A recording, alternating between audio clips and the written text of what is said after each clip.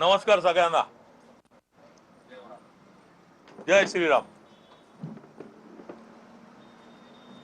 आज सन्माननीय अमितजी साटम आमचे मित्र आणि आता पक्षाचे अध्यक्ष आपलं मुंबई प्रदेश अध्यक्ष अमितजी साटम आमदार यांच्या नेतृत्वाखाली मी या पक्षामध्ये आज प्रवेश करतो आहे.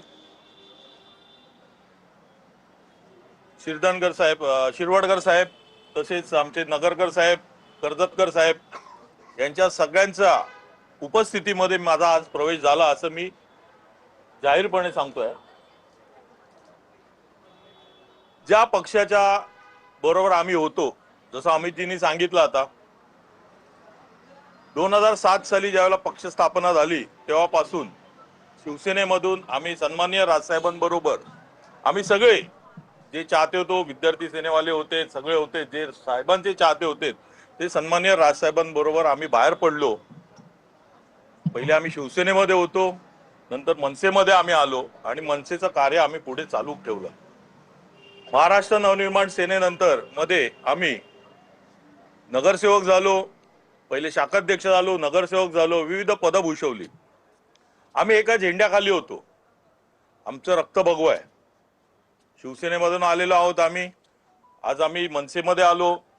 मनसेमध्ये आल्यानंतर ज्या पद्धतीने आता जी युती चालू झालेली आहे, जे हिरव्या लोकांशी जे जॉईन झालेली लोक, त्यांच्यामुळे त्यांच्यातलीच लोक जी तुटून गेलीत, त्यांनी दुसरा पक्ष स्थापन केला, अशा लोकांनाच साहेबांनी जवळ केलं आणि त्या लोकांना जवळ केल्यानंतर त्या लोकांनी पूर्णपणे त्या पक्षाचा ताबा घेतला. पूर्णपणे ताबा घेतलेला आहे. पूर्ण आमचा पक्ष साहेबांनी सरेंडर केलाय त्यांना. आज तुम्ही बघितलं असेल की आम्हाला म्हणजे ज्या सीट दिल्यात अशा सीट दिल्यात, दिसायला आकडा 52 आहे, पण ज्या सीट दिलेल्या आहेत त्या सीट तुम्ही जर बघितल्या तर त्यातल्या 7 ते 8 सीट येतील की नाही शंका आहे.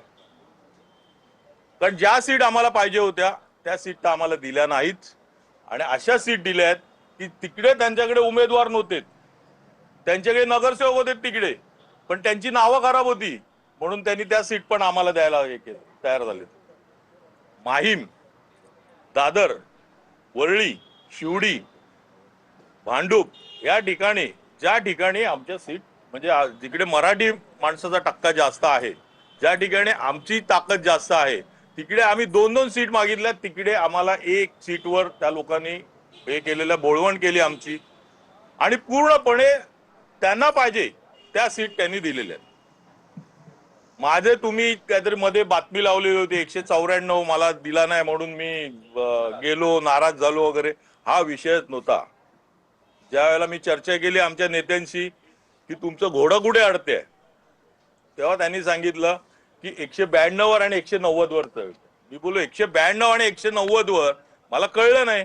आपल्याला प्रत्येक विधानसभेमधून 2 सीट देणार आहेत तर कुठे अडते? 194 मिळते आपल्याला, पण आपल्याला 192 आणि 190 महत्वाची आहे. बोलो हरकत नाही, 190 घ्या, 192 घ्या, काय करायचं ते करा, मला मोकळं करा, चला. मी ह्या भाषेमध्ये त्यावेळेला सन्माननीय सरदेसाई साहेबांना पण सांगितलं.